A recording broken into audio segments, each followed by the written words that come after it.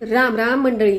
इरीवारी देवावानी वागणारी माझी लेकरं आयतवारी कारभारी घरी असल्यावर अंगामध्ये झुटिंग शिरल्यावानी का वागत्यात देवास ठाऊक बघा. आणि त्यांचं वागणं बघून पालीवानी मिच करीत दिसभरात तिशाक यायला तरी पोरासनी चांगली सवय लावली नाही म्हणीत कारभारी माझ्या मागं भुनभुन करतात बघा. त्या पाय या आयतवाराला लेकरासनी सांगितलं पाठीमध्ये धपाट खायचं नसत्याल तर कोथमिरीचं धपाट खाऊन दिसभर देवावानी वागायचं. पहिल्यांदा मिस्कटच्या भांड्यामध्ये कोथमिरीचं निबार द्या, 10-12 हिरव्या मिरच्या, लसणाच्या कुड्या, उलीचा पुदिना, चमच्याभर बडी, जिरं आणि शेंगदाण्यावानी हिंग, उलीचं पाणी घालून वाटून घेतलं. धपाट्याचं पीठ मळाया. परातीमध्ये 2 कप ज्वारीचं पीठ, 1.5 कप बाजरीचं पीठ, 1/2 कप गव्हाचं पीठ, 1 कप झुणक्याचं पीठ आणि कपभर भिजवलेलं लाल तांदळाचं पोह घेतलं.